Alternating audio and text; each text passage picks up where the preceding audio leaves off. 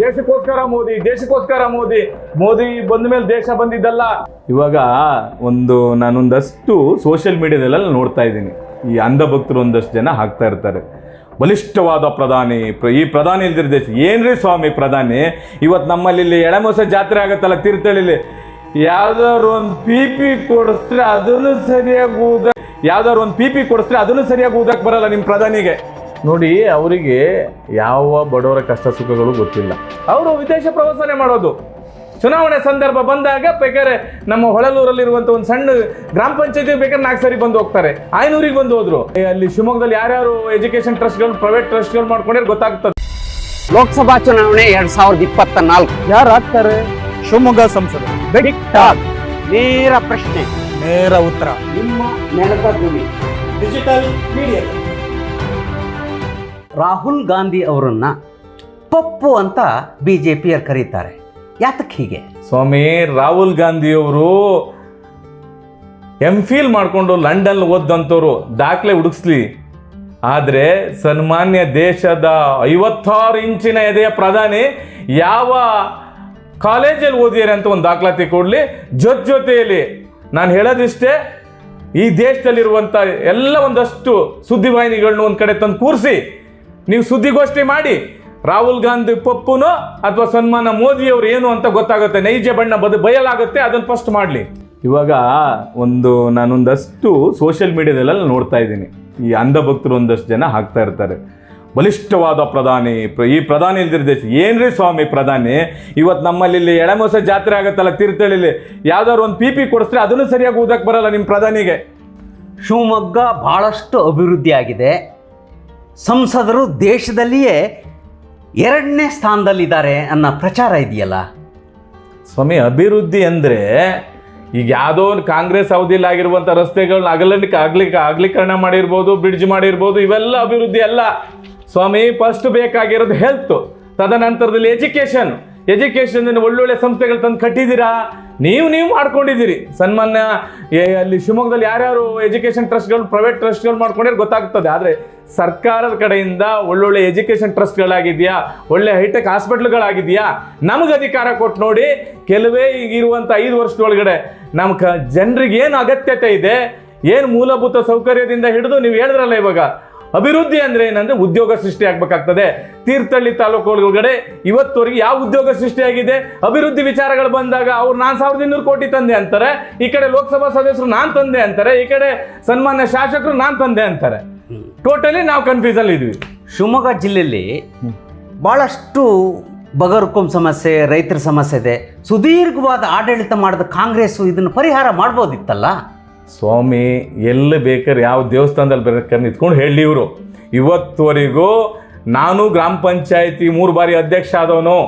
ಇವತ್ತುವರೆಗೂ ಏನಾದ್ರು ಒಂದು ಆಶ್ರಯ ಯೋಜನೆ ಕೊಟ್ಟಿದ್ರೆ, ಒಂದು ಇಂದಿರಾವಾಸ ಕೊಟ್ಟಿದ್ರೆ, ಏನೇ ಹಕ್ಕುಪತ್ರ, ಮನೆದಳ ಕೊಟ್ಟಿರ್ಬೋದು, ಏನೇ ಕೊಟ್ಟಿರೋದು ಇದು ಕಾಂಗ್ರೆಸ್ಸಿನ ಕಾರ್ಯಕ್ರಮಗಳು.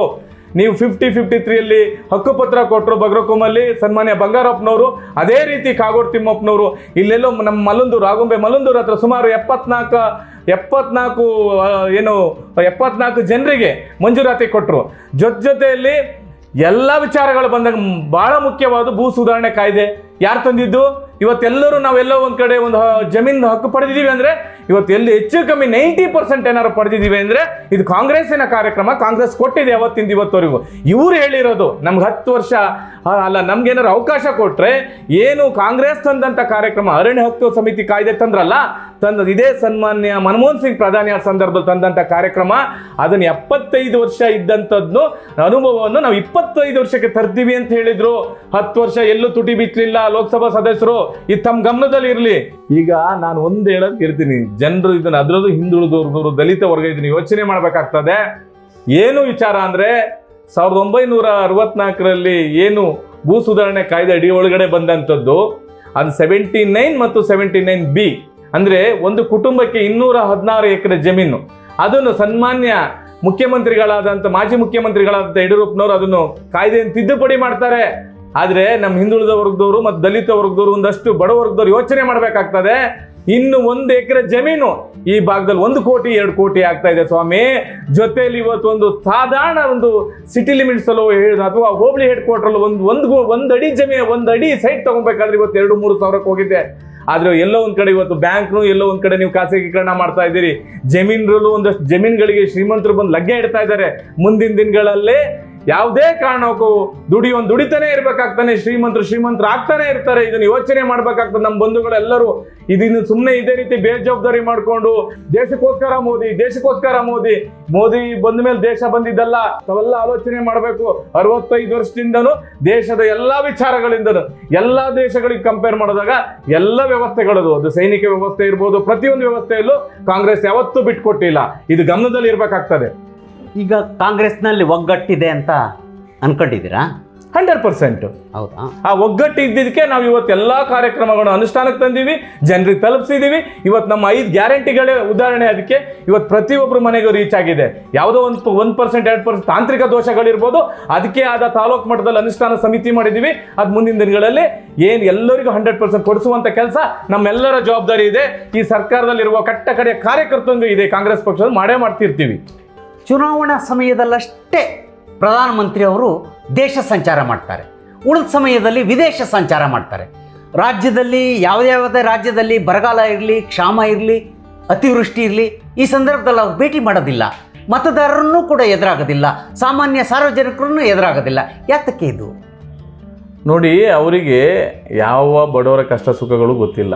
ಯಾಕೆ ಹೇಳ್ಬೇಕು ಈ ಮಾತು ಅಂದರೆ 2019-20 ಸಂದರ್ಭದಲ್ಲಿ ಈ ಏನು ಕೃಷ್ಣ ಭೀಮ ಎಲ್ಲ ಫ್ಲಡ್ ಆಗುತ್ತೆ. ಆ ಸಂದರ್ಭದಲ್ಲಿ ಸಾವಿರಾರು ಕುಟುಂಬಗಳು ಬೀದಿಗೆ ಬರ್ತವೆ, ಸಾವಿರಾರು ಜಾನುವಾರುಗಳು ಹೋಗ್ತವೆ, ಹೆಚ್ಚು ಕಮ್ಮಿ 600 ಹಳ್ಳಿಗಳು ಜಲವೃತ ಆಗ್ತವೆ. ಇದೆಲ್ಲ ಆಗಿ ಎಲ್ಲೋ ಒಂದು ಕಡೆ ಅವ್ರಿಗೆ ಇವತ್ತು ಹೇಗೆ ಪುನರ್ವಸತಿ ನಿರ್ಮಾಣ ಮಾಡಲೇ ಇಲ್ಲ. ಮನುಷ್ಯ ಒಂದು ಹೃದಯ ಇರುವನಾದರೆ, ಹೃದಯವಂತಿಕೆ ಇರೋ ಮನುಷ್ಯ ಆದರೆ ಅವತ್ತೇ ಪ್ರೆಸ್ ಮೀಟ್ ಮಾಡೋ ಅಥವಾ ಯಾವ್ದಾದ್ರು ಒಂದು ಹೇಳಿಕೆ ಮುಖಾಂತರ ನಾನು ನಿಮ್ಮ ಜೊತೆಗಿದ್ದೀನಿ ಅಂತ ಹೇಳಲೇ ಇಲ್ಲ.